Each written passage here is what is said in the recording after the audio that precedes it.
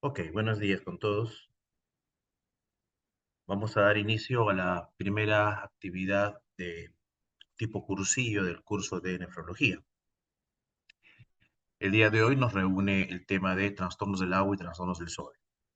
Es un tema amplio.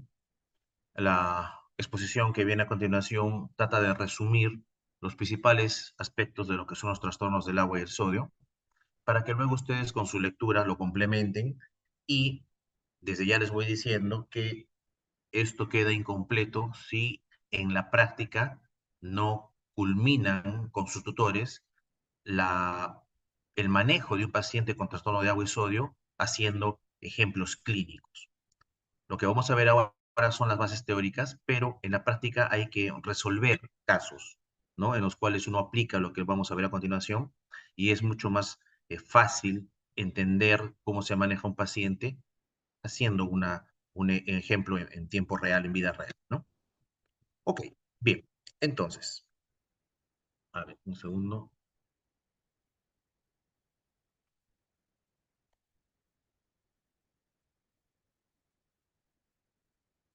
Bien, empecemos. Vamos a dividir el cursillo en tres partes. Un breve recuerdo de la fisiología que ustedes ya conocen en cuanto a la composición de los líquidos corporales.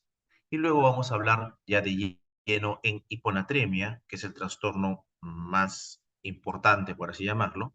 Hipernatremia, que es un trastorno que también solemos ver. En cuanto a la composición de los líquidos corporales, ustedes deben recordar que los organismos vivos, en la mayoría, ¿no? Los mamíferos y los seres humanos, estamos compuestos por una gran cantidad de líquido, ¿de acuerdo? Ese líquido que compone los organismos se llama el agua corporal total. Y en los seres humanos hay dos reglas. El agua corporal total es inversamente proporcional al porcentaje de grasa corporal. Y esto se deriva en que hay una diferencia de agua corporal determinada por la edad de la persona y por el sexo de la persona. ¿Cómo así? Si ustedes ven la tabla, a medida que los seres humanos vamos aumentando de edad y vamos envejeciendo, hay disminución en el porcentaje de agua corporal total. Un recién nacido tiene tres cuartas partes de su cuerpo como líquido. Inclusive un prematuro fácilmente llega al 80% de su cuerpo como líquido. Un adulto tiene menos y un anciano tiene mucho menos. Y el otro factor es el sexo. Siempre los varones tienen más agua corporal total que las mujeres. Sin embargo, esto tiene ciertas características. Si ustedes ven, tanto niños como niñas, ¿no? Durante los recién nacidos, ¿no? La etapa infantil, la etapa escolar, ¿no? Hasta los 10 años aproximadamente, tienen la misma composición sin importar el sexo. Una vez que empiezan a actuar las hormonas, ¿no? Que viene la pubarquia y todo el cambio hormonal, es donde se da la diferenciación de agua en cuanto a hombres y mujeres. Allí las mujeres empiezan a tener menor proporción de agua corporal que los varones debido a que por el influjo de las hormonas femeninas hay una mayor proporción de tejido graso y eso hace la diferencia, ¿ok? Sin embargo, para términos prácticos de cálculos en nefrología, no utilizamos todos estos porcentajes dependiendo de la edad. En realidad, ustedes en los libros van a encontrar que hay una constante para el cálculo del agua corporal total, que es más o menos lo que se ve en cualquier libro de medicina interna. El porcentaje de agua corporal total de un varón adulto se considera 60%, ¿ok? Más o menos lo que vemos en este grupo etario de hasta los 40 años. Y el porcentaje de agua corporal de una mujer adulta es 50%. Esos valores son los que se usan en la mayoría de textos de medicina para hacer los cálculos con porcentaje de agua corporal total. ¿Ya? 60% para un varón adulto, 50% para una mujer adulta. ¿Ok? Ahora, si ustedes quisieran ser un poquito más específicos, un poquito más exactos, si están hablando de adultos mayores, podrían utilizar 50% para un varón adulto mayor y 45% para una mujer adulta mayor. Pero les digo que usualmente en la práctica médica no se hace ese cálculo exacto, ¿no? No estaría mal que lo hagan, pero no es común verlo en los pisos de medicina. Entonces, 60 varones y 50 mujeres para calcular el agua corporal total. Bien, ok. Ahora, estos líquidos que estamos versando no están uniformemente distribuidos. Estos líquidos del cuerpo están compartimentalizados, es decir, hay diferentes componentes en cada espacio del cuerpo. Entonces, si tomamos como ejemplo un varón adulto de 70 kilogramos, que es el humano promedio que tenemos en medicina, ¿no es cierto?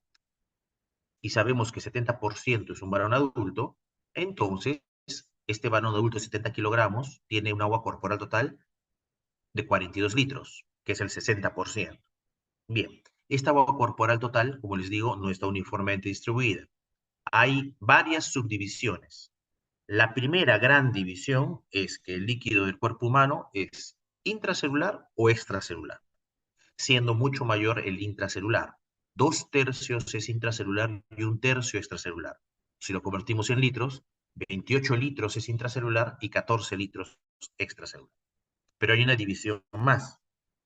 El líquido extracelular además se subdivide en líquido intersticial y en plasma, que es el componente de la sangre. 1/4 de líquido extracelular es plasma y 3/4 líquido intersticial. O, si lo convertimos, más o menos 10 litros y medio es líquido intersticial y 3 litros y medio es plasma. ¿Ok?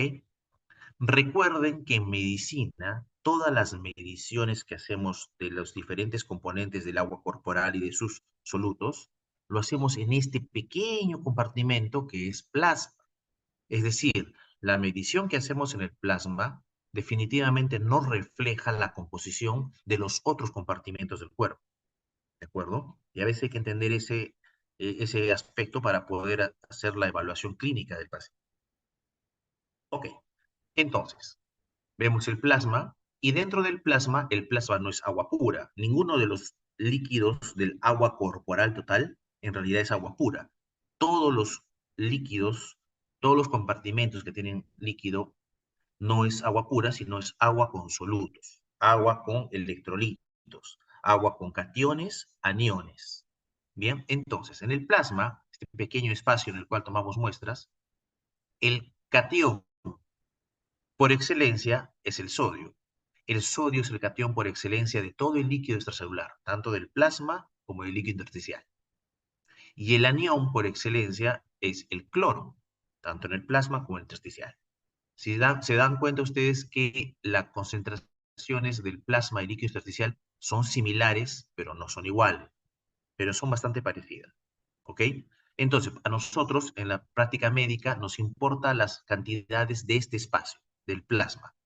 Cuánto de sodio hay, ¿no? 140, cuánto de bicarbonato, 24, potasio, etcétera. ¿Ok? Bien. Donde es totalmente diferente es en el intracelular. El líquido intracelular es absolutamente diferente que el extracelular. Aquí el catión predominante ya no es sodio, es potasio. El catión predominante, no, perdón, el catión predominante es potasio. El anión predominante ya no viene a ser cloro. El anión predominante viene a ser básicamente sales de ácidos, o sea, sales del ácido fosfórico, una serie de fosfatos, sales de ácido sulfúrico, sulfatos, una serie de proteínas. Entonces, la composición del líquido intracelular es muy distinta y cómo logramos, o cómo el organismo logra mantener composiciones tan distintas a través de mecanismos de la membrana celular. La membrana celular limita o permite que se dé un intercambio entre el extra y el intracelular.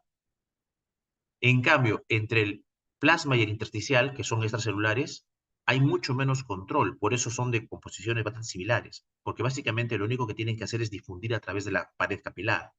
En cambio, entre el extra y el intracelular hay toda una serie de mecanismos, de bombas, de canales, ¿ok? De transporte, cotransporte, antitransporte, etcétera, que ustedes conocen por sus estudios de fisiología, que permiten que se mantenga constante la concentración de la célula. Porque si las concentraciones de electrolitos en la célula no se mantienen constantes, la célula no puede funcionar. Además de estos mecanismos para mantener constante la composición, tenemos que tener en cuenta que diariamente hay un recambio de estos líquidos y estos electrolitos, porque hay ingreso de líquido y solutos a través de la dieta, a través del sistema digestivo, y hay egreso a través de la vía respiratoria, las pérdidas insensibles a través de la piel, y finalmente quien se encarga de regular que todas estas pérdidas no sean las adecuadas y no estemos alterando la composición del organismo es el sistema urinario, ¿no? Los riñones son los que se encargan finalmente de compensar la pérdida de líquido y la pérdida de solutos para que se mantengan las concentraciones estables. Bien, ok. Ahora, en nuestro país, en Latinoamérica en general, las unidades que utilizamos no son las internacionales, utilizamos nosotros siempre miligramos por decilitro. Pero para entender la composición de los diferentes solutos en plasma, es difícil entender si usamos miligramos por decilitro. Si ustedes usan miligramos por decilitro, se van a dar cuenta que hay una cantidad distinta, ¿ok?, de cationes versus aniones. Porque como hay un montón de proteínas, hay una mayor cantidad, ¿no?, de moléculas de proteína. Entonces, para entender cómo es que se da el equilibrio no se da por miligramo. Esa no es la forma de encontrar el equilibrio. El equilibrio se da por la carga de la molécula. Es por eso que nosotros utilizamos miliequivalente por litro para poder saber si estamos o no estamos equilibrados. Y si ustedes ven, cuando se utiliza como unidad el miliequivalente por litro, pues la cantidad de cationes y la cantidad de aniones es la misma. Entonces podremos decir que estamos en equilibrio químico, tanto en el plasma como en el intersticio. ¿De acuerdo? Ok. Bien. Ahora, estos electrolitos, estos componentes y esta agua en el cuerpo se mantienen estables por una serie de mecanismos bastante complejos. En lo que respecta a nuestra clase del día de hoy, vamos.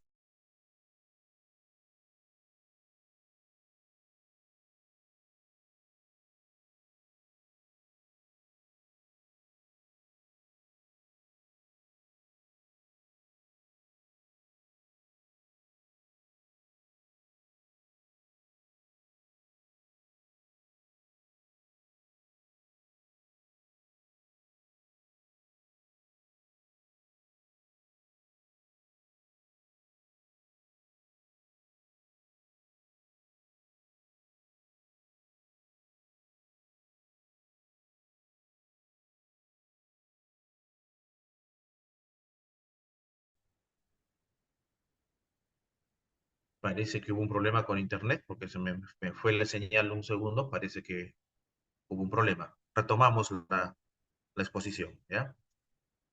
Como le decía, la el mantenimiento de la composición de los líquidos corporales depende de muchos mecanismos. Entonces, cómo hace el organismo para que la concentración de sodio se encuentre en un rango tan estrecho como es 135 a 145 milimol o miliequivalente por litro? O a su vez, ¿cómo hace el organismo para que la osmolalidad plasmática se mantenga entre 280 y 290 milimol por kilogramo de agua? Para esto tenemos una serie de sensores en el cuerpo y una serie de efectores que están todos, en su gran mayoría, ubicados en lo que es el sistema urinario. Entonces los riñones cumplen un papel muy importante para conservar o eliminar el agua y conservar o eliminar los solutos. Cuando se sobrepasa esta capacidad de los riñones para mantener el equilibrio, es cuando se da un trastorno del agua y del sodio. Y aunque a ustedes les van a enseñar que hay la hiponatremia y la hipernatremia, en realidad siempre es un trastorno mixto. Cuando se altera el sodio es porque está alterada el agua del organismo, ya sea para arriba o para abajo. Solo que hay un pequeño detalle. En la práctica clínica no es fácil medir la cantidad de agua del organismo. Es mucho más fácil tomar una muestra de sangre y medir el sodio en plasma. Entonces, cuando ustedes evalúan un trastorno de sodio plasmático, deben recordar que de fondo es lo más probable que haya un trastorno del agua corporal total. Y si lo entienden de esa manera, se van a dar cuenta cómo se manejan los trastornos. Bien, a ver, entonces, normalmente el organismo tiene una serie de sensores que nos dicen cómo está la osmolaridad plasmática, ¿no? En el sistema cardiovascular, en el cerebro, en el riñón. Entonces, ¿qué sucede cuando hay una pequeña variación? Por ejemplo, cuando ustedes se van el fin de semana y se comen un ceviche, y el ceviche viene con su canchita salada, tiene una carga de sodio que tiene que manejar rápidamente, ¿no es cierto? O cuando, por ejemplo, hace mucho calor y toman un montón de agua, y tienen entonces una carga de agua. Ya sea una situación en la cual hay ganancia o pérdida de sal, o hay ganancia o pérdida de agua, hay que actuar con mecanismos que rápidamente compensen porque el cuerpo no funciona si es que se alteran estas sustancias. Primer ejemplo, hagamos de cuenta que la osmolaridad plasmática disminuyó. Alguien, por alguna razón, tomó una gran cantidad de agua. Entonces disminuye la osmolaridad plasmática en forma transitoria. Rápidamente esto es sensado y entonces se inhibe la sed para no seguir tomando agua y se disminuye la producción, la liberación de la hormona antidiurética a nivel del cerebro. De tal manera que al disminuir estos dos estimulantes, la orina empieza a eliminarse diluida.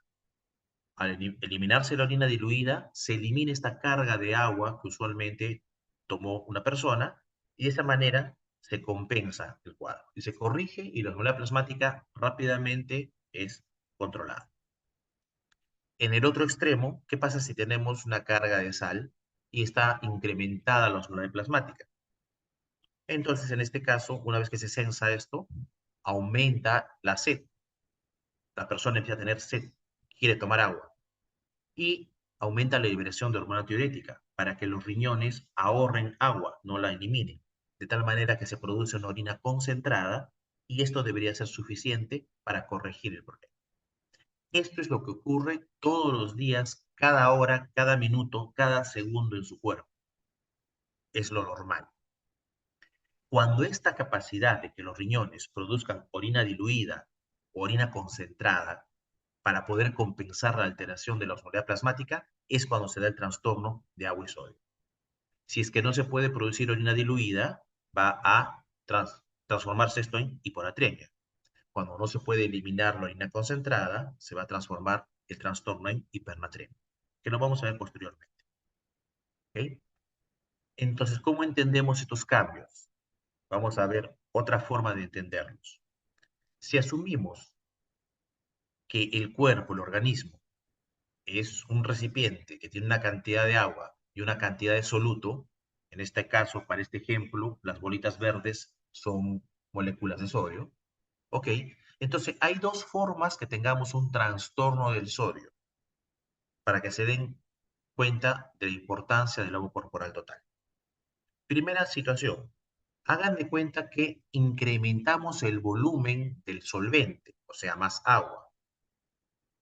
Si no hay variación del soluto, o sea, las mismas 8 moléculas de sodio, cuando ustedes miden aquí la concentración, va a traducirse en hiponatremia. Aparentemente hay menos sodio, cuando en la vida real lo que ha sucedido es que hay más agua. Pero el diagnóstico sigue siendo hiponatremia porque vamos a medir menos. El otro ejemplo es, si yo contraigo el volumen, en un caso de un ser vivo, se deshidrata con la misma cantidad de moléculas de sodio, ¿ok? Voy a medir y va a ser diagnosticado, censado como hipernatremia. Entonces, los trastornos de sodio se pueden producir no por cambio de la masa de sodio, sino por cambio del volumen del agua corporal total.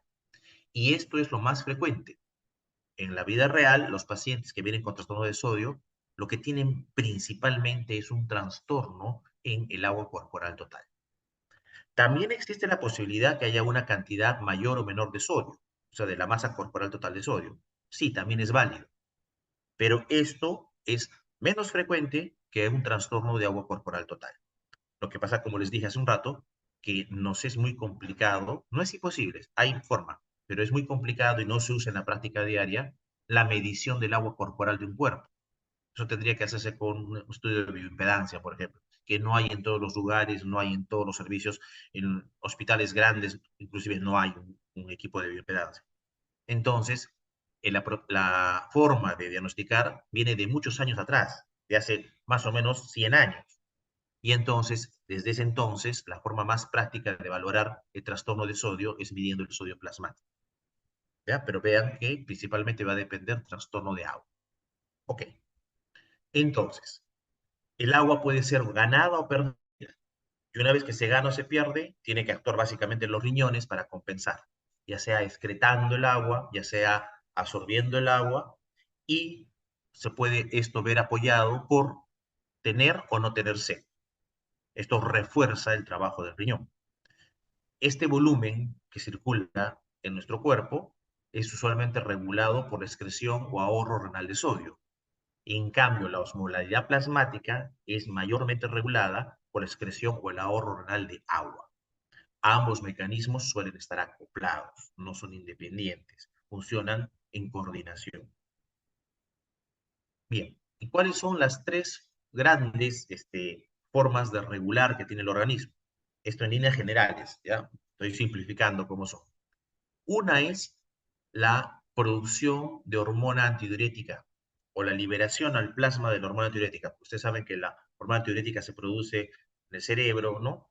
Pasa a los núcleos supraópticos y paraventriculares, luego a la hipófisis posterior, y de ahí está almacenada y luego pasa a la sangre. Entonces, hay, digamos, siempre una reserva de hormona antidiurética ahí almacenada.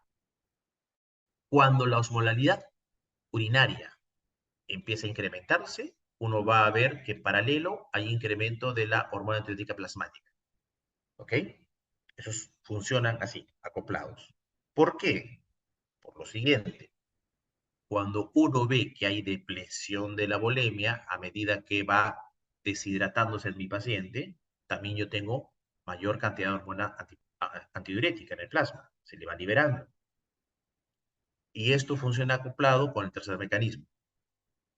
A medida que yo voy teniendo mayor osmolalidad, tengo mayor hormona antidiurética para compensar. Y llega un punto de osmolalidad plasmática, que es 290 aproximadamente, donde se despierta el otro mecanismo, la sed. Si ustedes se dan cuenta, entonces estos tres mecanismos, estas tres formas, lo que hacen es aumentar hormona antidiurética y producir sed cuando yo estoy depletado de volumen, cuando tengo mayor osmolalidad plasmática. O inhibir la hormona antidiurética o no tener sed cuando tengo menor osmolalidad plasmática. ¿Ya? Ahora, si los quieren ver en conjunto, aquí en este gráfico están los tres mecanismos acoplados. Y el recuadro verde básicamente es todo el área en el cual transitamos el rango de normalidad. O sea, lo normal es que tengamos de 280 a 290 de osmolalidad plasmática. Lo normal es que mi orina esté entre bien diluida y más o menos a 1000 milosmoles de concentración, y lo usual es que mi hormona antidiurética esté entre 0 y 5. Estos tres mecanismos permiten que mi paciente esté estable, no tenga alteración. Cuando a pesar de los mecanismos no se logra la compensación, es cuando hay enfermedad, es cuando hay trastorno. Entonces, una forma importante de aproximar los trastornos de agua y de sodio es medir la osmolalidad plasmática. Es lo ideal, pero es muy poco probable que ustedes puedan tener osmolalidad plasmática medida en cualquier hospital de nuestro país. Solo existe, hasta donde yo sé, un hospital en todo el país que tiene medición de osmolalidad plasmática. En las clínicas hay, en laboratorios hay, pero en los hospitales de Estado, tanto del MINSA como de salud, la gran mayoría, por no decir casi todos, no tienen la medición de la osmolalidad plasmática. Y eso no es solamente en nuestro país, es en la mayor parte del mundo. Entonces, es más práctico.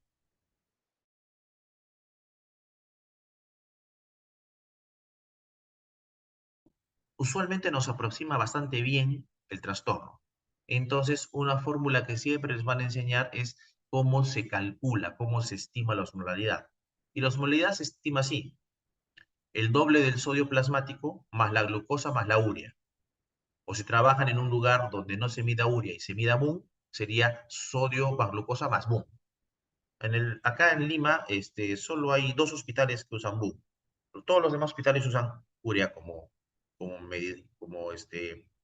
la molécula que se mide para la evaluación de los pacientes. Entonces, usualmente es 2 sodios más glucosa más urea. Pero esta fórmula está diseñada en unidades internacionales. Como nosotros no usamos en el país unidades internacionales, tenemos que convertirlo a lo que usamos, que es miligramo por decilitro.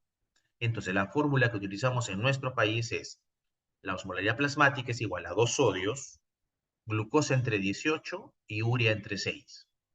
O si usaran BUN, es entre 2,8. Entonces, 2 sodios más glucosa entre 18 más urea entre 6 me va a estimar la osmolaridad del paciente.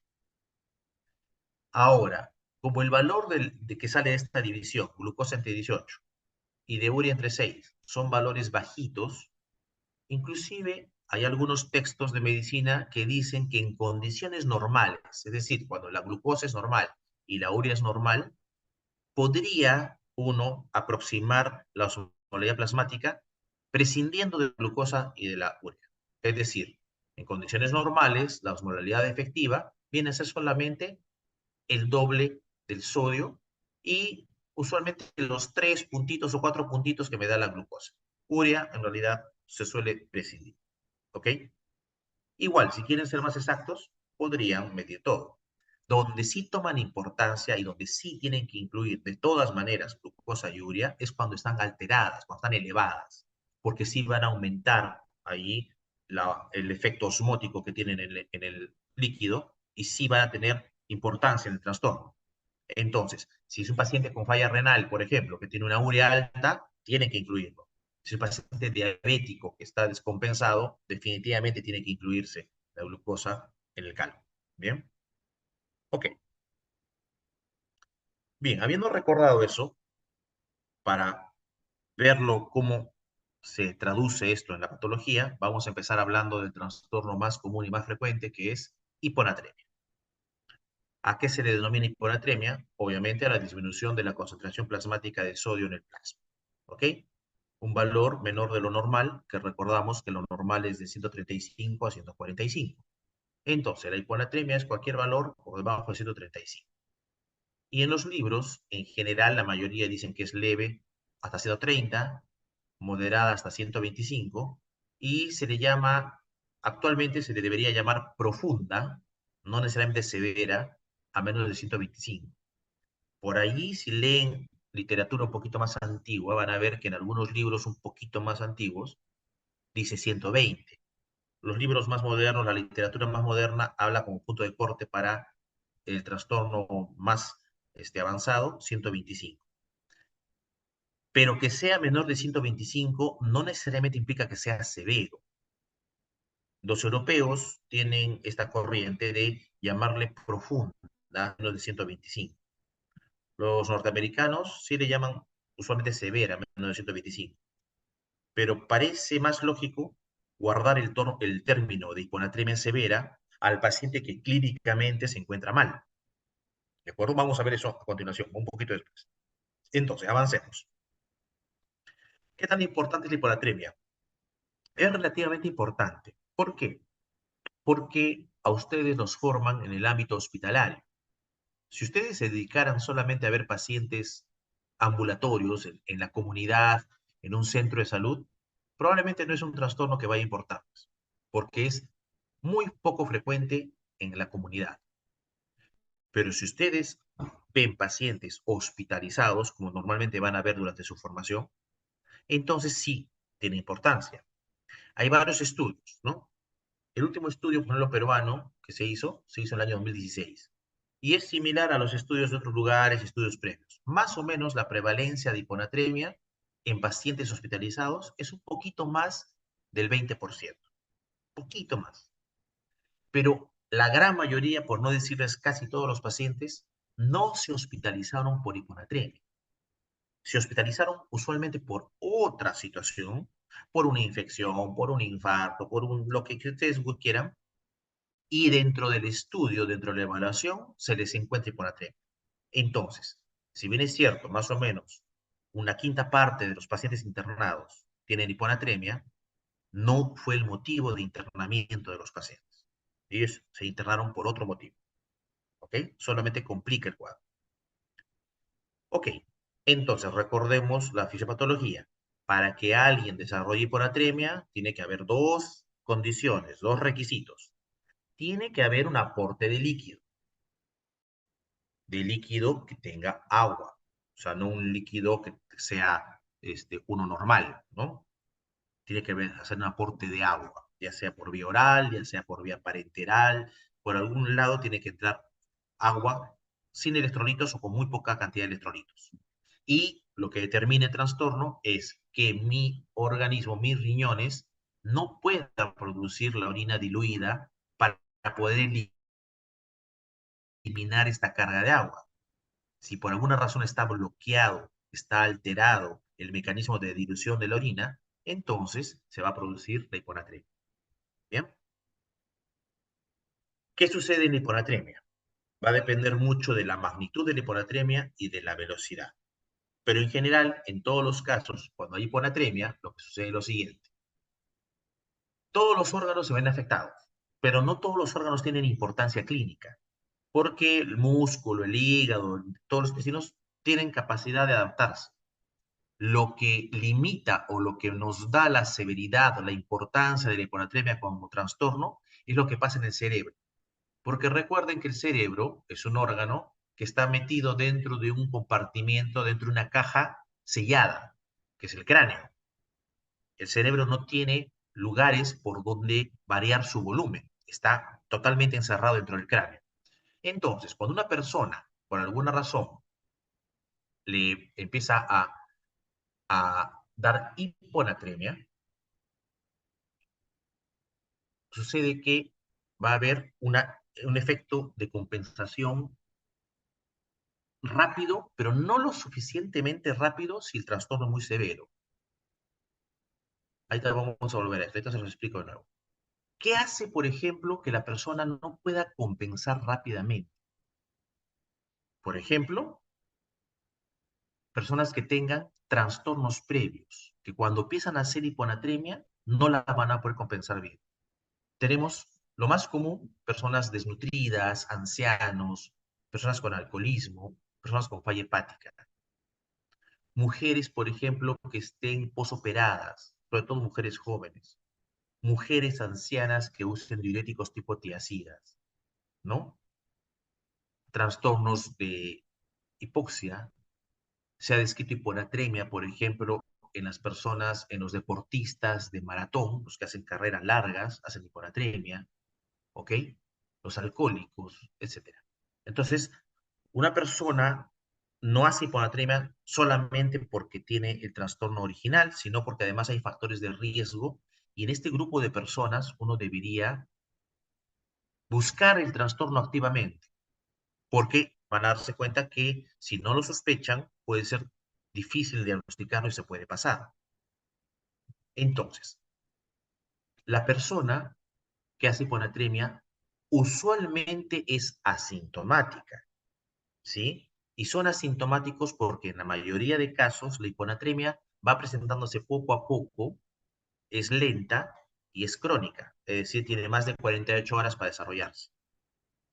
En cambio, cuando una persona, que son felizmente de los más raros, tiene un trastorno que rápidamente le disminuye el sodio, la hiponatremia aguda, que se da en menos de 48 horas, esta hiponatremia suele ser sintomática. Entonces, cuando ustedes tienen un paciente con hiponatremia y sospechan que tiene síntomas de hiponatremia, hay que asumir a priori que es muy probable que sea aguda. La única otra razón para que un paciente tenga síntomas con hiponatremia y que no sea aguda es que sea una hiponatremia crónica, pero que sea de mucha cuantía, es decir, sodios por debajo de 125 y por debajo, ¿ah? Usualmente por debajo de 120, inclusive 115, ¿no? O sea, sodios bien bajos que ya hacen que se vuelva asintomática. Pero ustedes ven un paciente con hiponatremia crónica que tenga 130 de sodio, les puedo asegurar que ese paciente no tiene absolutamente ninguna molestia y entonces, si ustedes no ven los factores de riesgo, no van a diagnosticar. Pasa tranquilamente desapercibido. ¿Por qué? Porque el cuadro clínico es muy poco específico. Como les decía, vamos ahora a volver esto de la adaptación.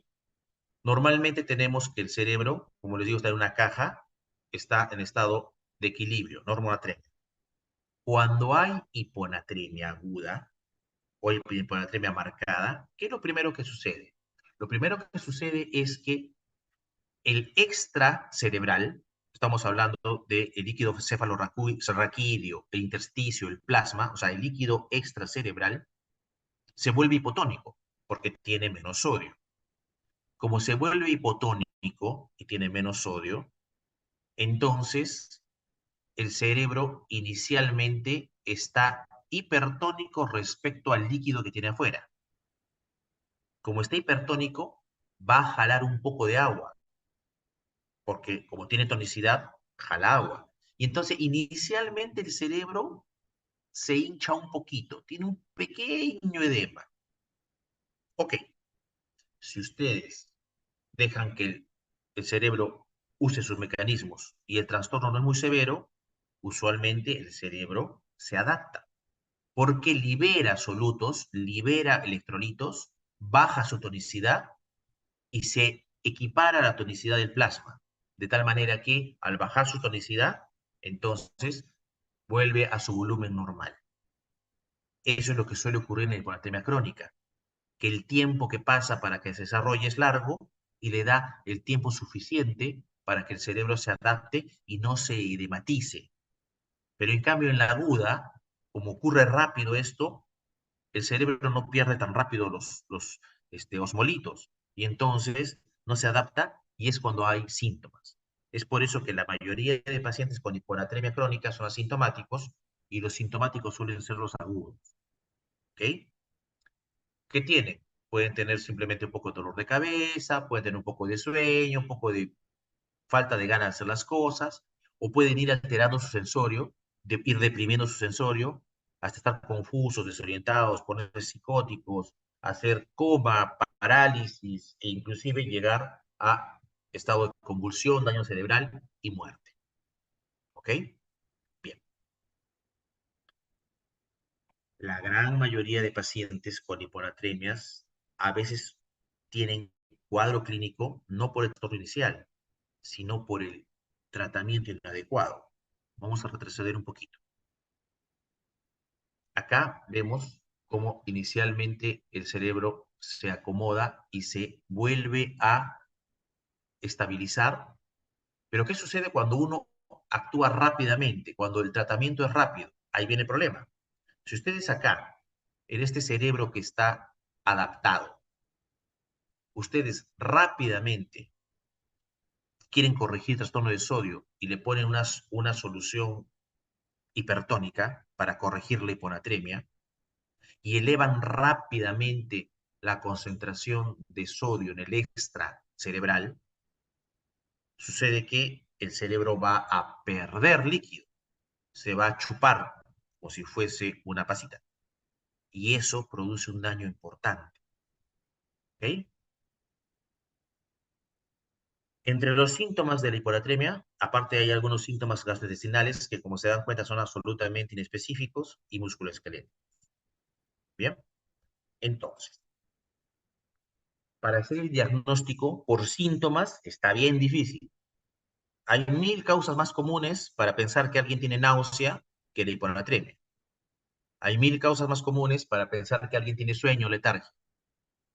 Pero cuando ya uno encuentra hiponatremia, antes de decir que mi paciente es hiponatrémico y que los síntomas están relacionados a la hiponatremia, tengo que estar seguro del diagnóstico. Y sucede que la hiponatremia, como van a leer en sus libros, la hiponatremia verdadera es la hiponatremia que es hipotónica o hiposmolar. Por definición, hemos dicho que disminuye la osmolaridad plasmática. Entonces, no puede existir hiponatremia si es que no hay hipotonía o no hay hiposmolaridad plasmática. Sin embargo, existen casos que se llaman los de la pseudohiponatremia, en las cuales ustedes tienen sodio bajo, pero la osmolaridad plasmática es normal. ¿Ok? Entonces, hay que descartar la pseudohiponatremia. ¿Cuándo se ve esto? Se ve cuando hay una gran hipertrigliceridemia, estamos hablando de triglicéridos muy, muy elevados. Recuerden que lo normal es 150, estamos hablando de más de 600 de triglicéridos para arriba, mucho más.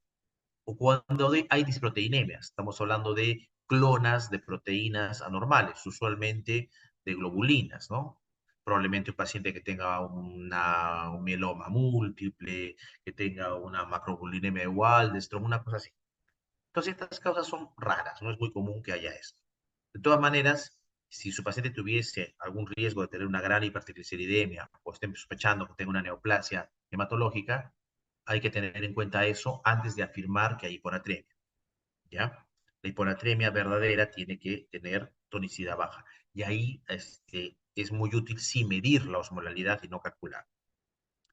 Hay otra cosa que tienen que tener en cuenta antes de catalogar a un paciente como hiponatremia. Hay otra condición en la cual no hay hiposmolalidad, no hay hipotonía plasmática y el sodio está bajo, que es las hiperglicemias. Entonces, cuando un paciente tiene hiperglicemia por encima de 100, el sodio plasmático debe ser corregido. Cuando la glucosa está por encima de 100 hasta 400, el sodio plasmático disminuye 1,6 milimoles por cada 100 miligramos de glucosa. Y cuando la glucosa está por encima de 400, el sodio disminuye 2,4 por cada 100 miligramos de glucosa que se le. ¿Ya? Les explico cómo funciona esto. ¿Por qué la hiperglicemia produce pseudohiponatremia?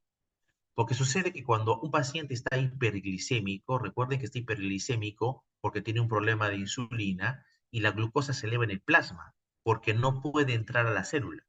Entonces la glucosa alta en el plasma se vuelve hipertónica, que el plasma sea hipertónico, y eso jala agua. ¿De dónde jala agua? De la célula. Entonces las células se deshidratan y pasan agua al plasma, ¿ok? Por la tonicidad que ejerce la glucosa. Entonces, al haber más agua en el plasma, diluye el sodio. Y aunque el sodio no haya variado realmente, cuando ustedes miden ahí, va a parecer que está disminuido porque está diluido en la gran cantidad de agua que salió del intracelular. Ese sodio no se corrige. Lo que hay que corregir es la hiperglicemia. Entonces, a ese paciente que tiene una gran hiperglicemia, le empiezan a dar insulina, la insulina va a hacer que entre la glucosa a la célula y por ende, al bajar la tonicidad del plasma, el agua que estaba en el plasma vuelve a la célula, entonces la célula capta glucosa, capta agua y el sodio que estaba diluido otra vez se concentra y vuelve a su concentración normal. Entonces, estas dos condiciones no son hiponatremia verdadera. ¿Ya? Hay que hacer la corrección por glicemia antes de decir que hay hiponatremia y tener en cuenta que no haya otros factores para una pseudo-hiponatremia. Si no hay nada de esto y mi hiponatremia es real, es verdadera, o sea, tengo una hiponatremia hipotónica, entonces hay dos formas de enfocar al paciente. La primera forma es la clásica, es la que les voy a mostrar y es probablemente la que les van a enseñar o van a ver ustedes durante su profesión médica, que aún es utilizada. Es una forma antigua, pero no por ello es mala. En realidad es práctica. No es la más exacta, pero es bien práctica. Por eso mantiene su vigencia. Entonces, como ya vimos que los trastornos de sodio son realmente trastornos de agua en la mayoría de casos, lo que se hace es clasificar la hiponatremia hipotónica en tres grupos dependiendo de cuál sea el estatus de volemia del paciente. Entonces, podemos tener hiponatremia hipovolémica, euvolémica o hipervolémica. ¿Cuál es el parámetro clínico? El hipovolémico es el paciente que tiene signos y síntomas de deshidratación. Y el hipervolémico es el paciente que tiene síntomas de sobrecarga hídrica. Estamos hablando de edema, estamos hablando de quemosis, ¿no? Etcétera. Entonces, ustedes hacen la evaluación clínica del paciente y lo catalogan en alguno de los tres grupos. ¿Qué ha pasado en el paciente con hiponatremia hipovolémica? Como sabemos, está hipovolémico. Ha perdido agua corporal total porque está hipovolémico. Pero para que tenga hiponatremia, tiene que haber perdido agua corporal total, pero también tiene que haber perdido sodio. Porque si perdiera solamente agua, no estaría hiponatrémico, al contrario, estaría hiperatrémico. Y si perdiera la misma cantidad de agua y de sodio, no habría variación del sodio. Entonces, para que un paciente haga hiponatremia hipovolémica, tiene que tener un trastorno, una enfermedad que lo haga perder agua y sodio a la vez. Y pierde agua y pierde un poco más de sodio, de tal manera que queda hiponatremia. ¿Cuáles son esos trastornos? Son básicamente de dos tipos. Tenemos las pérdidas renales y las pérdidas extrarrenales, siendo mucho más comunes las pérdidas extrarrenales. ¿Ok? Vómitos, sondas, diarreas, colostomías, llenostomías, el uso de laxantes, tercer espacio, grandes quemados, etcétera. Por aquí se pierde agua y se pierde sodio. Y al perderse un poco más de sodio que de agua, el paciente se deshidrata y queda hiponatremia. Las pérdidas renales son menos comunes y de lejos la más frecuente de las renales vendría a ser un riñón que esté bloqueado por el uso de diuréticos. El diurético hace que el riñón pierda líquido y pierda sal. Si en este paciente se produce más pérdida de sal que de líquido, el paciente se depleta de volumen y hace hiponatremia. ¿Existen otras causas? Sí, ¿no? Alteraciones hormonales, el síndrome de pierde sal cerebral, o tenemos la nefropatía de pierde sal, pero son absolutamente raros. No, prácticamente nunca los van a ver. Está bien que los conozcan por cultura médica, pero en la práctica clínica van a ver que esto es rarísimo.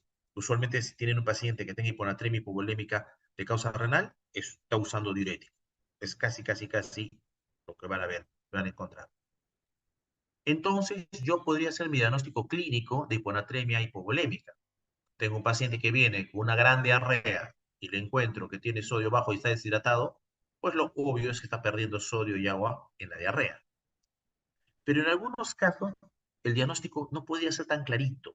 Entonces, si quieren ayudarse de algo, lo que se puede hacer es medir el sodio urinario. Si ustedes encuentran un paciente hiponatrémico hipovolémico y tiene un sodio urinario bajo, ¿qué significa esto? Si el sodio urinario está bajito, significa que en la orina hay poco sodio. Mi paciente tiene poco sodio en la orina. ¿Por qué tiene poco sodio en la orina? Está hiponatrémico. Ah, porque mi riñón está funcionando. Y mi riñón está funcionando y está tratando de ahorrar sodio en la orina. Por eso hay poco sodio en la orina. Porque como hay hiponatremia, está intentando compensar la hiponatremia, ahorrando sodio en la orina para que no se pierda. Entonces, paciente hiponatrémico hipovolémico con sodio bajo en la orina deben ser pérdidas extrarrenales. Al revés, si yo tengo un paciente hiponatrémico hipovolémico y tengo alto sodio en la orina, caray, mi riñón no está funcionando, debería estar ahorrando sodio y lo está perdiendo. Entonces las pérdidas son renales. ¿Ok?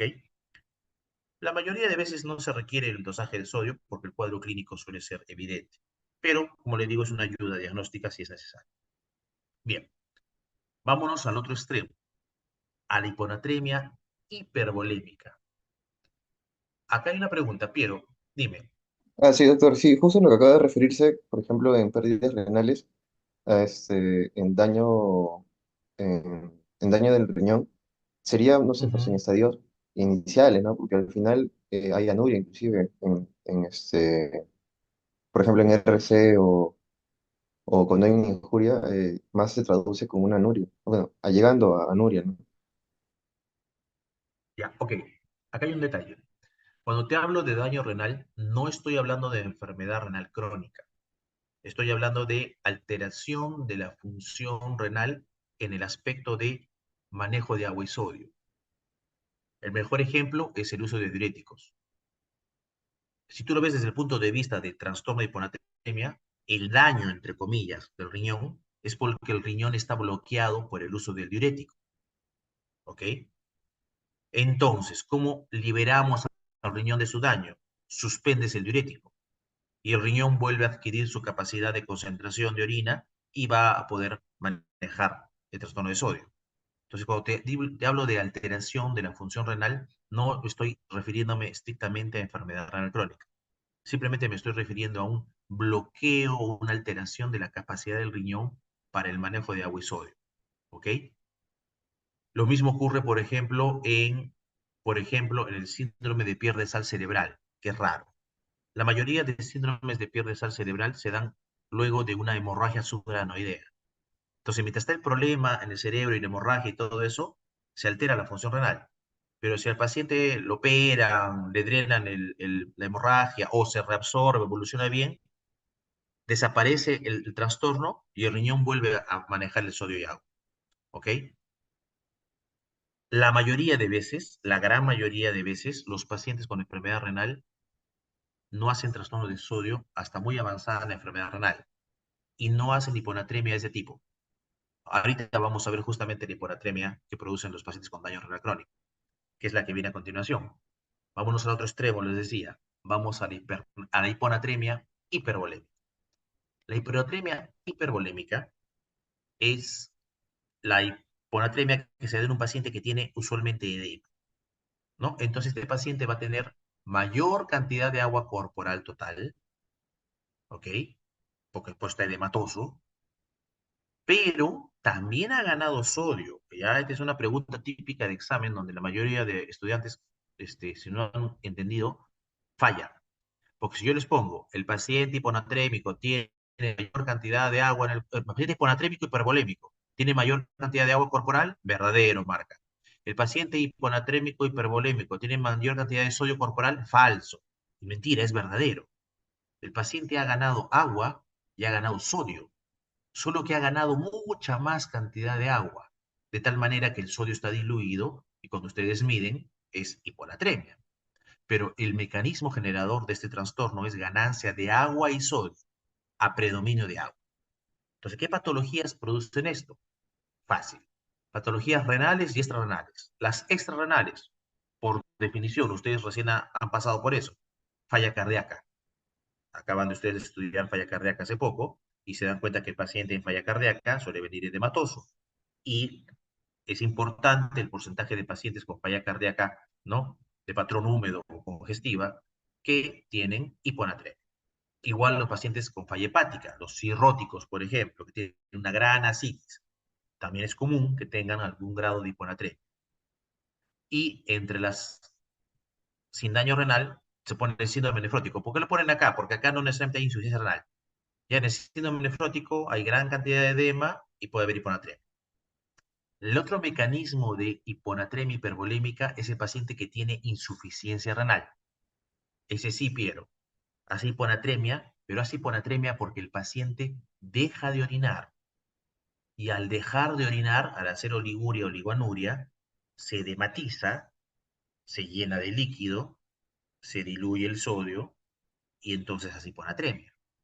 ¿De acuerdo? Entonces, si tú te referías a un paciente en enfermedad renal avanzada, oligoúrico o oliguanúrico, ¿es posible que tenga hiponatremia? Sí es posible, pero va a ser hiponatremia hipervolémica, ¿ya? El mecanismo es diferente, es otro mecanismo, ¿ok?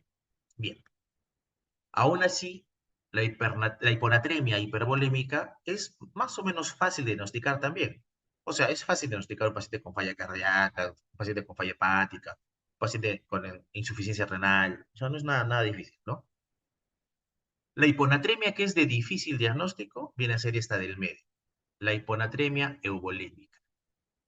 Clínicamente el paciente no luce ni deshidratado ni edematoso, aunque la fisiopatología nos dice que este paciente ha ganado un poquito de agua corporal total. Usualmente no ha habido variación en el sodio del cuerpo, pero sí ha habido un poquito de ganancia de agua corporal total. Pero es tan poco que no llega a ser clínicamente evidente, o sea, no llega a traducirse en un edema, ¿ok? Usualmente una persona promedio puede hasta retener 3% de su peso corporal y aún no se nota un edema. Entonces, este paciente tiene un poquito de retención de líquido, no ha aumentado el sodio y hace hiponatremia, pero clínicamente luce euvolemia. ¿Qué patologías llevan a esto? Las patologías son más difícil diagnóstico, ¿ok? A la cabeza y de lejos tenemos el síndrome de inapropiada antidiuresis, ¿ok? Ese es el más común de las causas de este trastorno. También tenemos problemas hormonales, muchos medicamentos, ¿ok? El hipotiroidismo van a encontrarlo en algunos en los libros, ¿ok? Pero todas las demás causas son bastante infrecuentes. De lejos, lo más probable es que ustedes, si ven alguna vez un paciente hiponatrémico o volémico, va a ser un paciente que tenga una inapropiada antidiuresis. Bien, acá sí, como les digo, el diagnóstico es más complicado. Luego lo vamos a ver. Ok, este es el enfoque clásico. Clasificar la hiponatremia en hipovolémica, euvolémica, hipervolémica y buscarle la causa.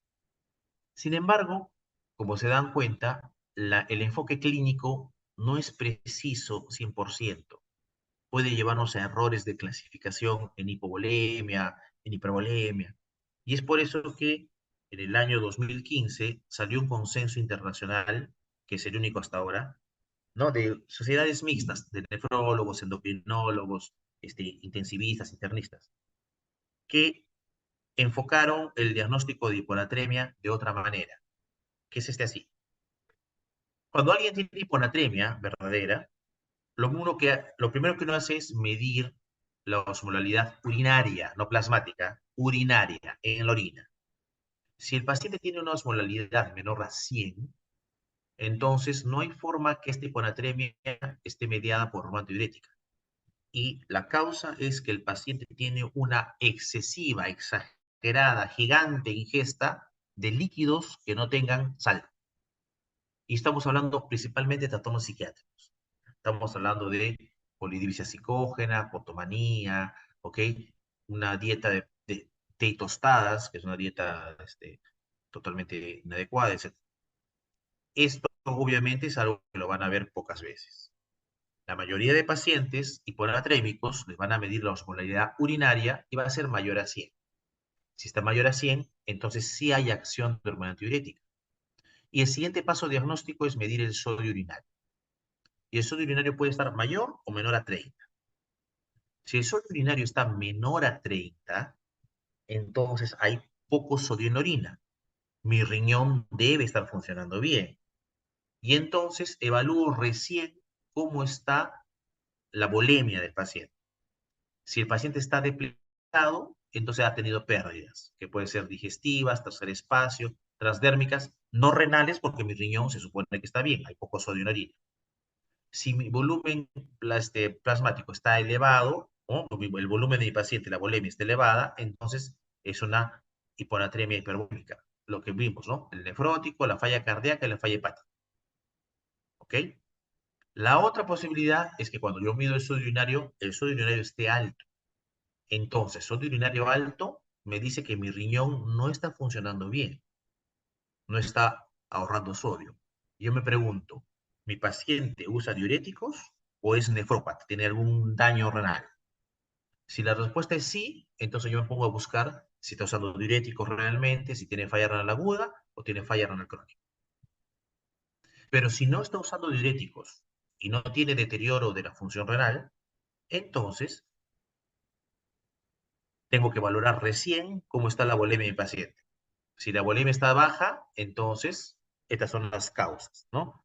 Y si la volemia no está baja, entonces esta es una hiponatremia euvolémica. Y como ya dijimos hace un momento, la principal causa es el síndrome de inapropiada antidiuresis.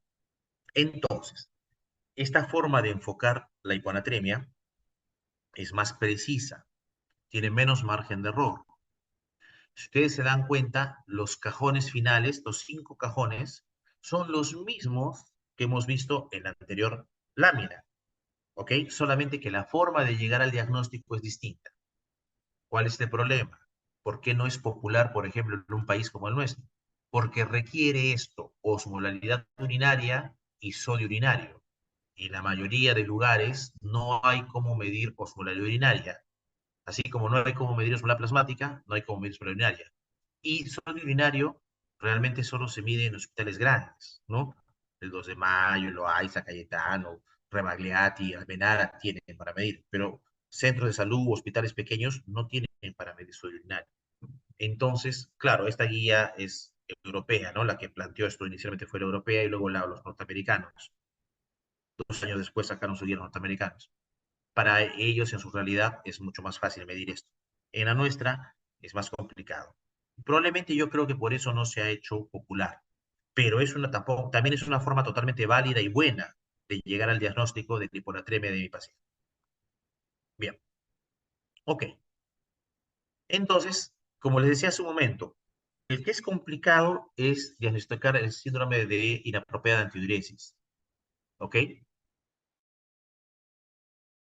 Básicamente, en resumen, lo que sucede es que el organismo está produciendo mucha hormona antidiurética, inapropiadamente. Ok, ¿por qué inapropiadamente? Porque como ya vimos al comienzo, la hormona antidiurética se produce por algún estímulo. Los estímulos son o porque hay una osmolalidad plasmática elevada o porque el paciente está hipovolémico, ¿no? Si no está con osmolalidad aumentada en mi paciente y no está hipovolémico, no debería liberarse hormona antidiurética. Entonces, en este paciente se libera hormona antidiurética cuando no debería producirse. Por eso se llama síndrome de inapropiada antidiuresis. ¿Ok? Bien.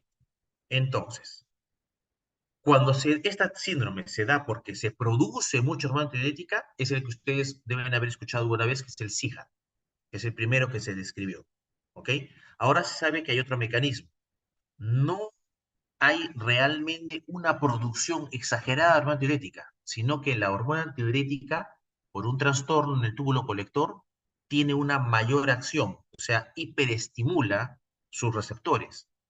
Y entonces es como si hubiera mayor hormona antidiurética. Ese es el CIAD puro, ¿ya? Es mucho más frecuente la mayor producción de hormona antidiurética, o sea, la mayor acción de hormona antidiurética. Entonces, por eso los libros actuales inclusive siguen llamando al trastorno SIHA, pero sepan que en realidad son dos trastornos dentro de la inadecuada antidiuresis, ya siendo SIHA lo más común.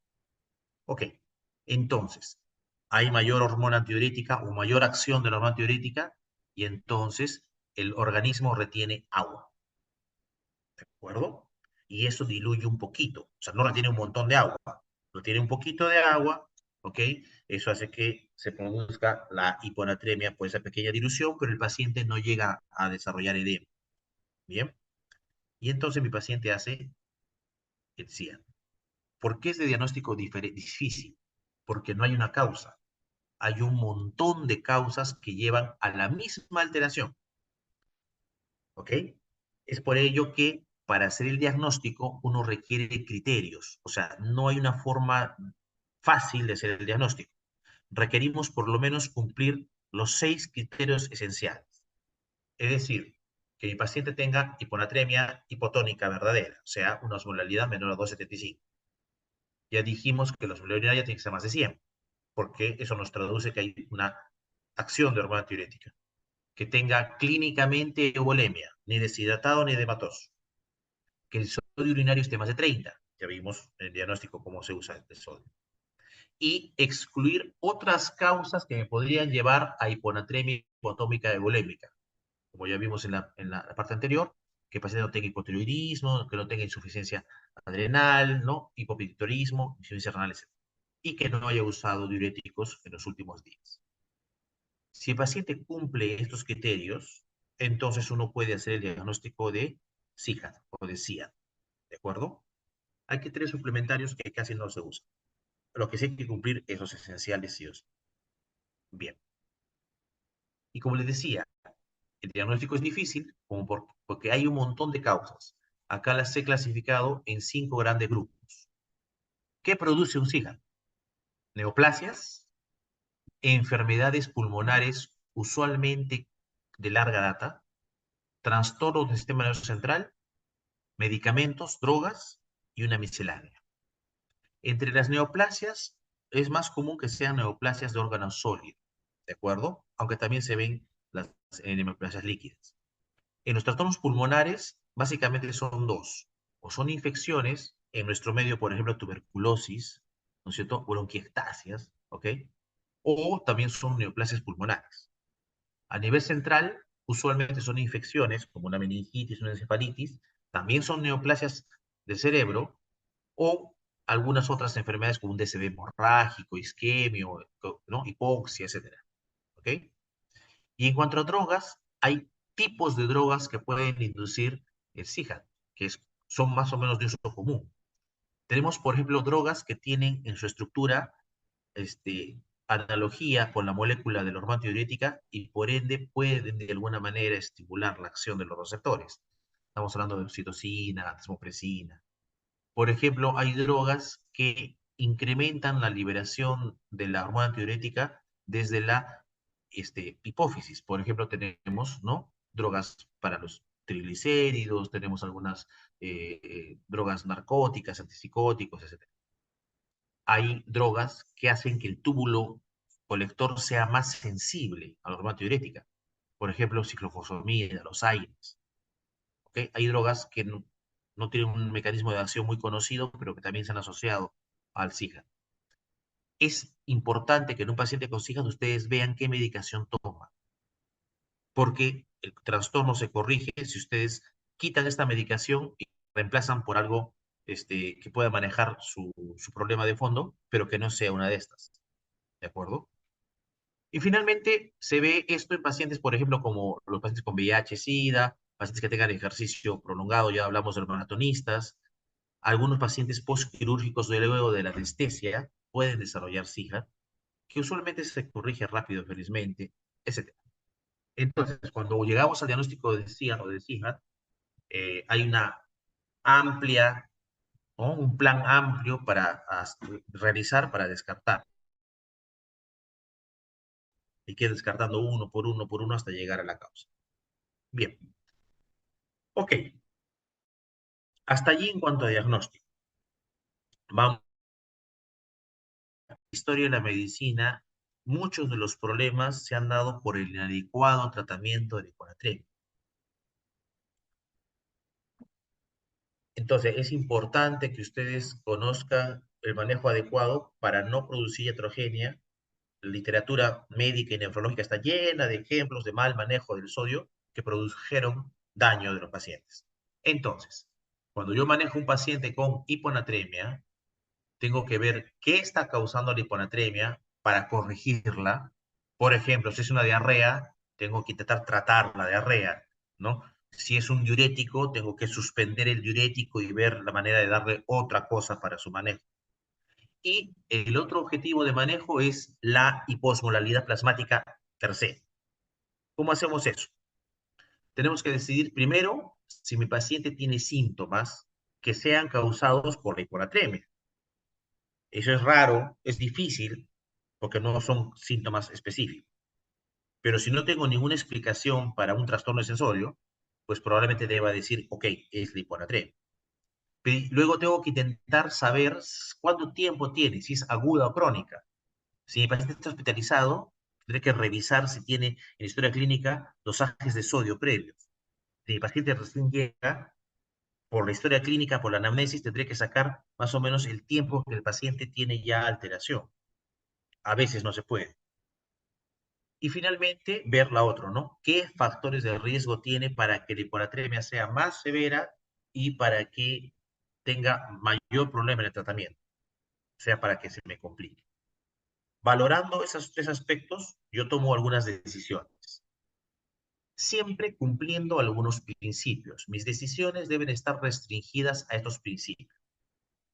El paciente con hiponatremia no se le debe corregir en forma brusca el sodio, a menos de que yo tenga la absoluta certeza de que el paciente tiene síntomas por la hiponatremia o que realmente es aguda. O sea, yo tengo un control de ayer y de anteayer, donde el sodio estaba a 140 y hoy día está en 125, digo, ah, caray, esto sí es serio.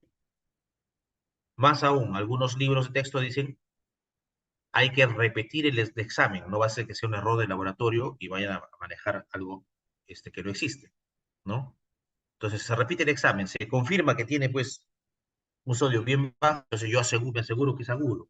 Entonces ahí no se cumplen esos principios, pero la gran mayoría de pacientes no son ese caso.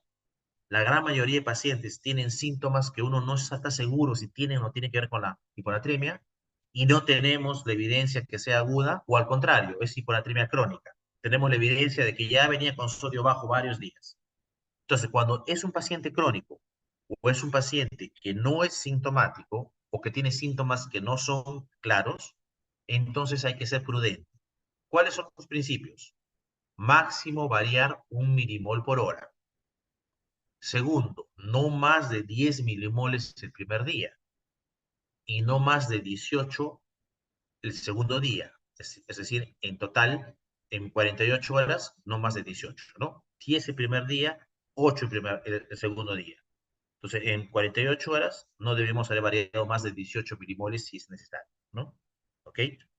Entonces, no más de 1 milimol por hora y no más de 10 el primer día, que es usualmente lo más importante para iniciar el manejo. Y el paciente que estoy manejando por hiponatremia, no le puedo pasar visita en la mañana, dejarle indicaciones y me olvido de él hasta el día siguiente que voy a volver a pasar visita.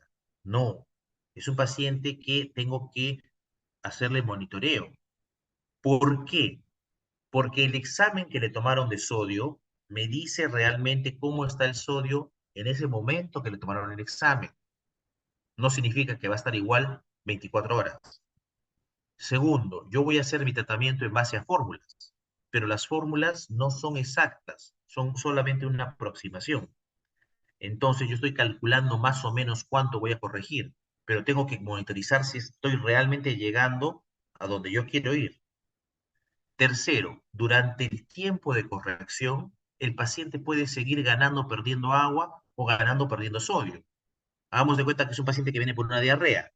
Ustedes no tienen un medicamento que le cure la diarrea inmediatamente. Entonces probablemente podría tener todavía deposiciones líquidas, náuseas, vómitos durante un tiempo.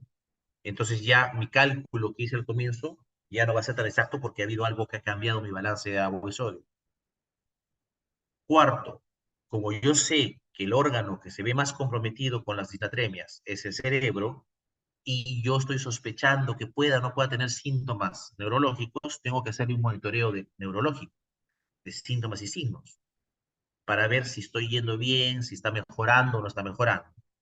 Y finalmente tengo que tomar controles de sodio seriados para poder ver si realmente estoy llegando a donde yo quiero llegar. Ok, ¿por qué el temor de ser agresivos? Por esto. Porque cuando ustedes corrigen rápidamente el sodio en un paciente que ya tenía su cerebro adaptado, recuerden, ustedes le dan solución hipertónica, vuelven hipertónico el extracerebral y entonces el cerebro, al enfrentarse bruscamente a un extracerebral hipertónico, va a perder líquido y se chupa como una pasita. Y eso produce desvirinización osmótica. Y cuando se vuelve clínico, se llama síndrome de desvirinización osmótica. ¿De acuerdo? Donde las neuronas sufren, se desmirinizan y esto se da usualmente en la base del cerebro. Entonces va a haber una serie de trastornos. Desde un paciente que es asintomático hasta pacientes que tienen, por ejemplo, problemas neurológicos como disartria, como cambios en su estado de afectividad, ¿no? Pacientes que pueden hacer la clásica cuadriparesia espástica, parálisis pseudobulbar, y hay pacientes que quedan con secuela neurológica, ¿no? Ataxia, alteraciones de conducta, ¿no? Neuropatía de pares craneales, hay paciente que puede convulsionar y puede llegar al coma. El diagnóstico clínico se sospecha y se confirma con imágenes, ¿ok? Porque esta rápida corrección va a producir la lesión usualmente aquí, la desvirilización aquí. Y ustedes con imágenes pueden encontrar el daño. Por ejemplo, vean, en la tomografía cerebral, ¿no? Se puede ver imágenes hipodensas en el puente, ¿ok? Pero la tomografía a veces no es totalmente útil. Es mucho más evidente ver la lesión de desmineralización en la resonancia. Vean, por ejemplo, aquí cómo, ¿no? A nivel de los núcleos caudados y del putamen se ven lesiones. O utilizan las otras formas de resonancia magnética, por ejemplo, en una fase de T2, pueden ver claramente cómo aquí está la desmineralización, ¿ok? En la base del cerebro y aquí, ¿ok? Si esto le sucede al paciente, el pronóstico es reservado. Hay muchos pacientes que recuperan y hay otro tanto que no recuperan y quedan con secuela neurológica. Y todo por una corrección rápida de sodio. Es por eso que hay que cumplir los principios de corrección cuando uno tiene la certeza de que es crónico o que no tiene síntomas asociados. Bien, este gráfico les resume lo que dice la guía de práctica clínica de manejo de hiponatremia, la que les decía que salió en el 2015, 2014 en Europa y 2016, 2017. en Estados Unidos. Acá abajo tienen la referencia, ¿ok? No ha variado en el tiempo, no ha habido una actualización. Y realmente los invito a leer la guía para que puedan entender el manejo crónico y el manejo agudo, porque acá hay dos tipos de manejo distintos. En resumen, les voy a decir lo siguiente. Cuando un paciente está crónico, no tiene una hiponatremia severa, realmente no hay ninguna razón para apurarse en el manejo. Entonces uno trata de corregir la causa y si tiene sodio menor de 130, le da una solución hipertónica lenta, en una tasa lenta, tratando de no variar más de 10 el primer día y va monitorizando. Y de paso va manejando el trastorno de agua del fondo. Si es tipo volémico, tengo que hidratarlo. Si está con sobrecarga hídrica, tengo que restringir el líquidos o darle diuréticos. Y si no está ni hipovolémico ni hipervolémico y está euvolémico, tendré que descartar si tiene un CIJAT y ver qué hay de fondo. ¿Ok? Eso va por el lado crónico. Pero existen pocos, pero existen pacientes que vienen en el cuadro severo o agudo. El paciente que tiene alteraciones de sensorio, convulsiones o una bajada brusca del sodio, etcétera, y entonces aquí hay una forma distinta de manejarlo. Es la única justificación para el manejo brusco, fuerte, intenso de la hiponatremia, donde se le va a dar al paciente bolos repetidos de solución hipertónica con monitoreo neurológico y serológico de electrolitos, y con eso se va manejando al paciente. ¿De acuerdo? Ok. Entonces, esto no lo van a entender solamente si lo leen aquí. Tienen, como digo, los invito a leer la guía. No, hay inclusive si no son muy buenos leyendo inglés, hay su traducción en la revista Nefrología de la Sociedad Española, que tradujo la guía al año siguiente y está en español también si quieren. O si quieren se las envío, me la piden, yo se las envío. ¿Ok? Y ahí está más detallado. Y para que lo terminen de entender, pídanle a sus tutores de prácticas que desarrollen un casos de hiponatremia, tanto de hiponatremia crónica, que es lo común que veamos, y un caso por lo menos de hiponatremia aguda o severa, para ver cómo se da el manejo agudo. Hay que practicarlo, hay que hacer el cálculo, ¿de acuerdo? Para poder entender. Pero los principios son estos. Bien, cuando hay hiponatremia hipovolémica, recuerden que si hay hipovolemia, hay déficit de volumen. Entonces al paciente hay que darle además volumen. Entonces la solución de elección es darle cloruro de sodio normal, ¿no? O sea, 0,9%. Que recuerden que el cloruro de sodio normal tiene 150 milimoles de sodio por litro, ¿ok? Ese es el cloruro de sodio 0,9%. Y dependiendo de cómo sea el cuadro clínico, uno podría utilizar otras soluciones, que en nuestro medio no hay mucho, pero podría ser solución de Riger, que sí hay, poligelina también hay, o plasmalite, que no hay en el Perú. Este sí no hay en el Perú. Son soluciones balanceadas porque tienen otro tipo de componentes, pero en sodio, o sea, en osmolalidad finalmente van a ver que son similares. Pero en términos prácticos, alguien con hiponatremia hipovolémica, lo que tienen a la mano es darle cloruro de sodio normal. ¿Bien? Y van tratando la causa de la deshidratación. Si fueron náuseas, vómitos, diarreas, diaforesis marcada, hipertermia, lo que sea, tienen que manejar. Ok. Si tenemos un paciente con hipernatremia euvolémica o el que estaba deshidratado, ya lo hidratamos, ya está euvolémico, ¿no es cierto? Hay que manejar el déficit de sodio, ¿ok? Hay que hacer el cálculo de la falta de sodio, es hipernatrémico. Existen varias fórmulas. Acá les he puesto dos, la clásica, la tradicional, que algunos colegas usan, y la fórmula de Droguema Díaz, que es, en opinión de la mayoría de nefrólogos, por no decir casi todos, la mejor fórmula, sobre todo en nuestro medio, porque se adapta a lo que tenemos. Van a ver que nos facilita el uso de soluciones, ¿ya? El grupo de prácticas que haga trastorno del sodio, deberían ver cómo se aplica la fórmula y es fácil utilizarla. No es que la primera fórmula sea mala, ¿no? También sirve, ¿ok? Pero les digo que con la droguema Díaz es más sencillo hacer el cálculo en un país como el nuestro, donde no tenemos soluciones de diferente concentración de sodio. Aquí en Perú, solo tenemos cloruro de sodio al 0,9%. No hay cloruro de sodio medio normal, o sea, no hay cloruro de sodio 0,45, no existe, y no hay cloruro de sodio hipertónico al 3%, menos hay cloruro de sodio al 5%. Entonces tenemos solamente cloruro de sodio al 0,9%. Viene de 100 mililitros, de 250, de un litro, pero igualito sigue siendo 0,9%. Entonces, en un país con esas limitaciones, se hace más fácil utilizar la fórmula de Adroguerma Díaz. ¿Ok?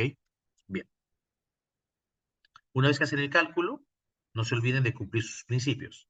No más de 1 milimol por hora, no más de 10 milimoles el primer día, ¿ok? Y monitoreo.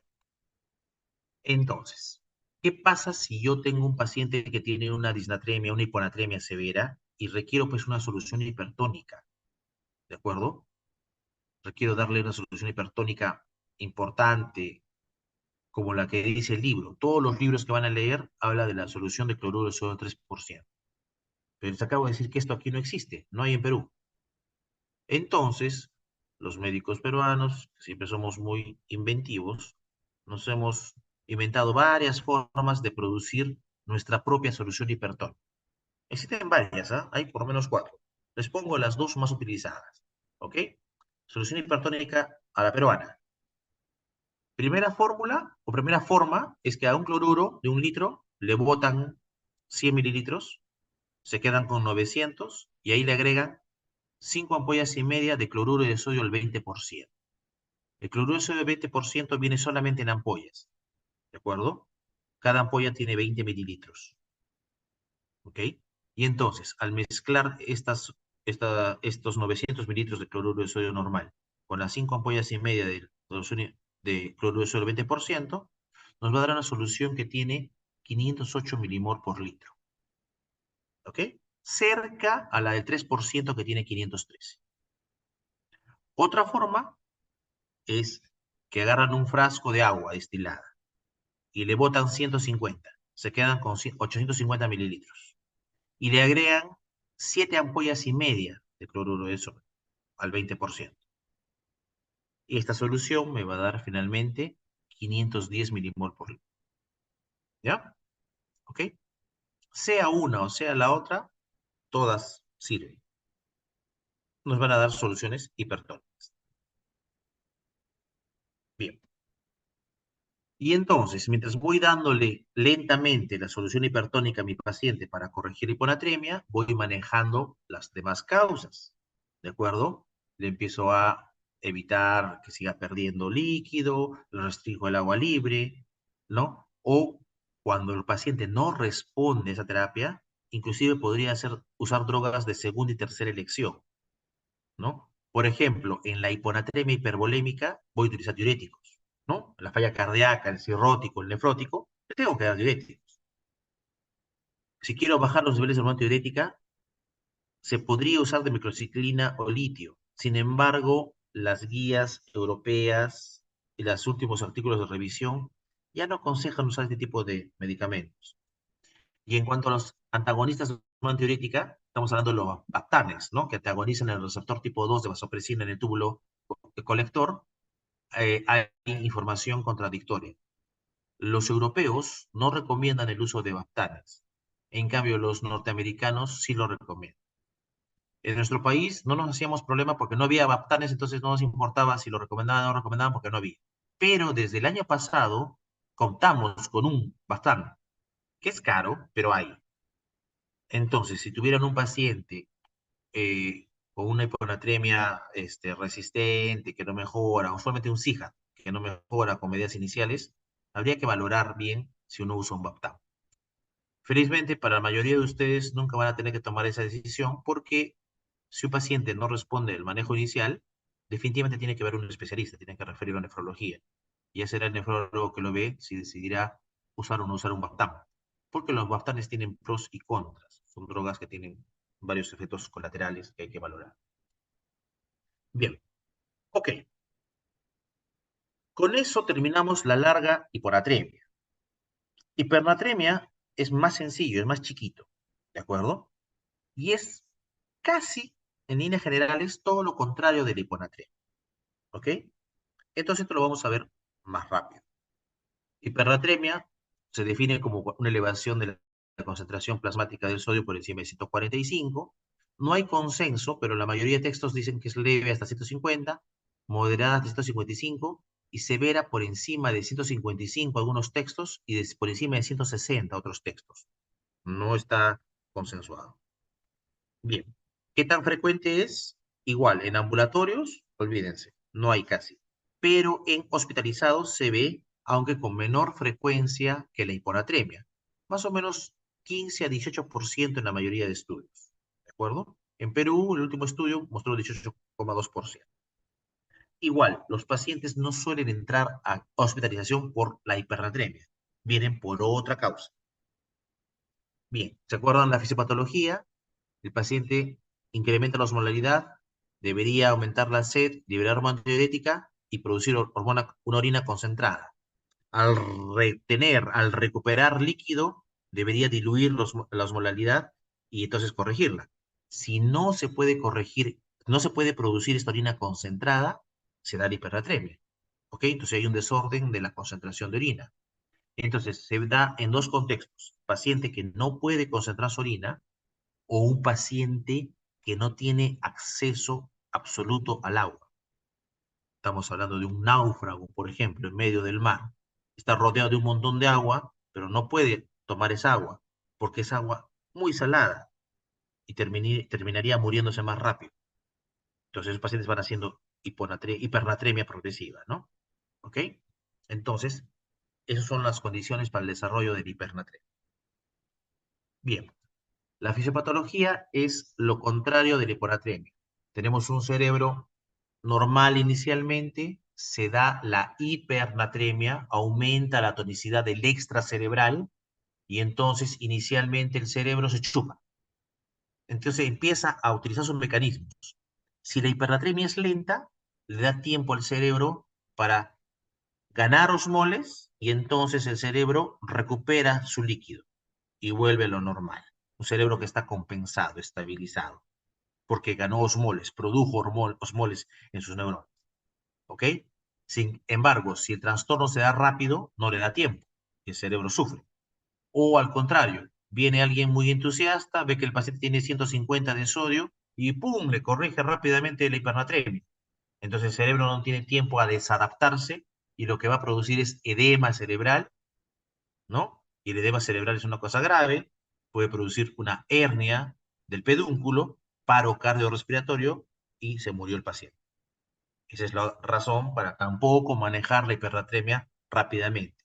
Una vez más, los trastornos de sodio, en la gran mayoría de casos, se manejan lento, despacio. Ok, bien, es lo que acabamos de conversar. Avancemos. ¿Quiénes tienen un riesgo? Los pacientes que tienen estos factores de riesgo, ¿no es cierto? Adultos mayores y niños, estos dos porque no tienen acceso al agua. Un ancianito que está con artrosis o está postrado en su cama, no puede ir a pararse, ir a la cocina y tomar agua, ¿no? Un niño pequeño, un bebé, se puede deshidratar fácilmente, ¿no? ¿Ok?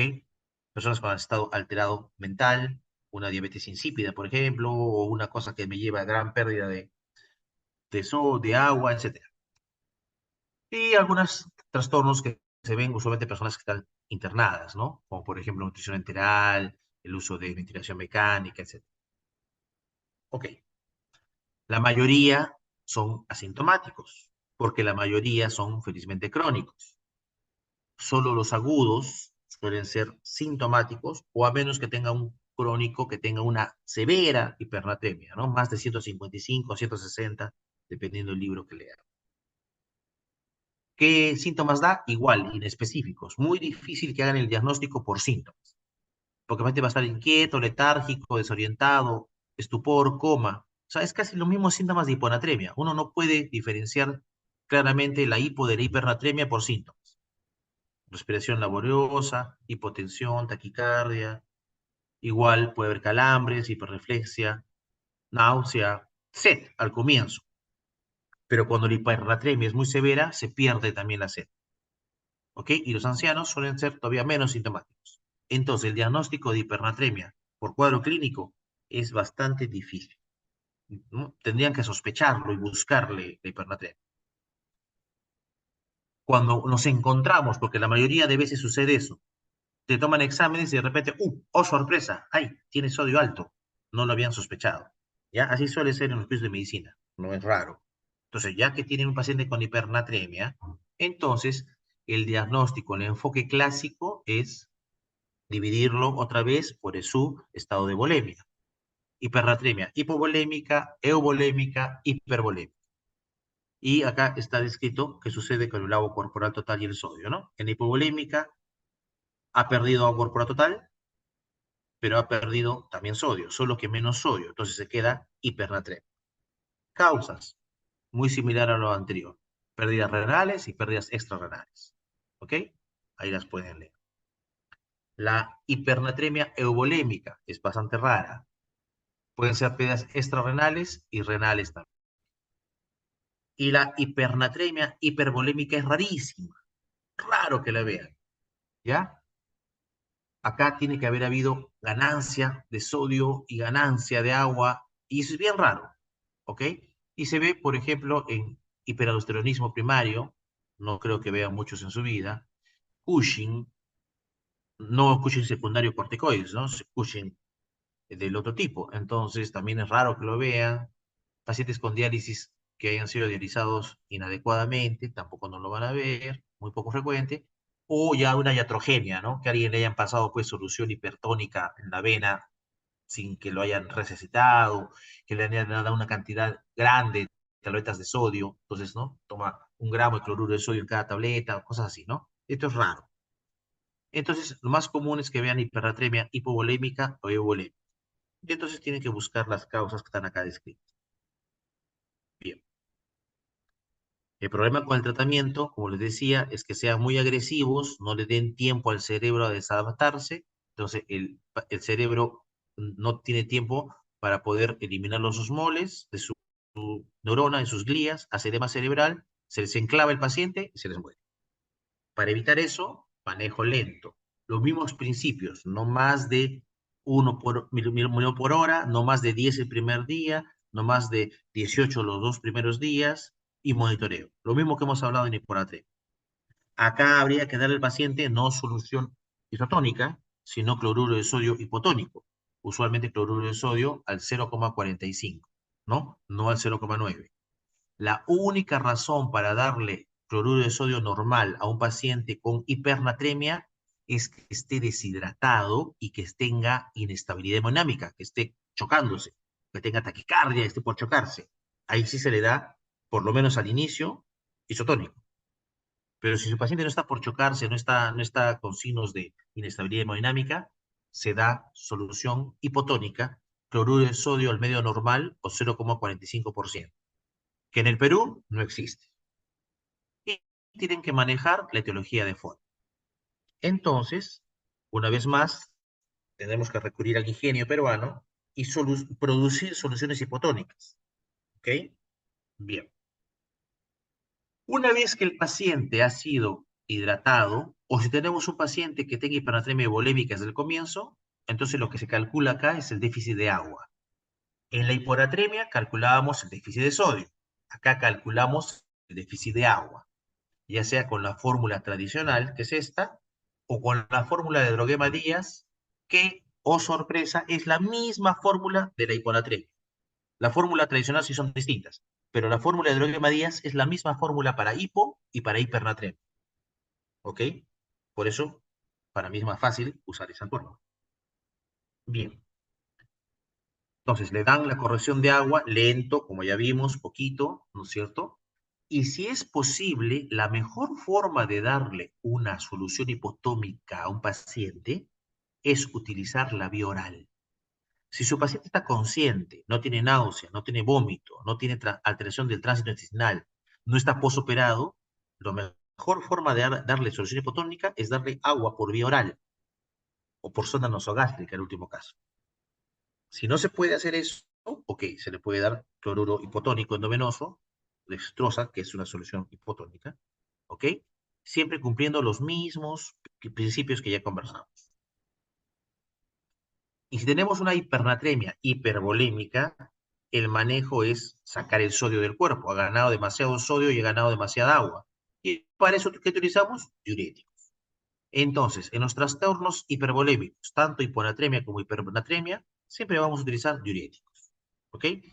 Y rara vez tenemos un paciente con hipernatremia hipervolémica y encima tiene falla renal severa y entonces lo diurizamos. Pero eso es muy pocas veces.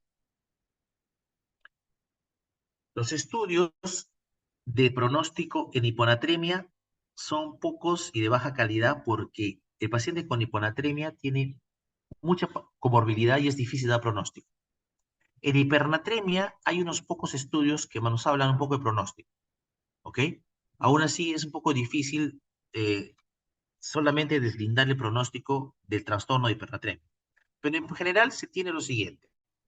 La mortalidad en pacientes que tienen más de 160 de sodio en forma aguda es alta, 75%. En hipernatremia crónica también hay una mayor mortalidad, mayor en un 10%. Entonces, un paciente que tenga hipernatremia tiene un factor pronóstico negativo en su sobrevida, ¿de acuerdo? Entonces es importante manejarla bien y buscar la causa para corregirla, si es que es posible. Igual que en hiponatremia, hay que manejarla bien y buscar la causa para que no se perpetúe el trastorno y para poder evitar que se repita y que tenga este mal pronóstico de sobrevida. Bien, jóvenes, esto es en resumen lo que son trastornos del agua y del sodio y los conceptos principales para entender los trastornos y para entender el manejo, lo cual debe ser redondeado con su práctica clínica con casos que deben resolver. Si hubiese alguna pregunta, háganla por favor.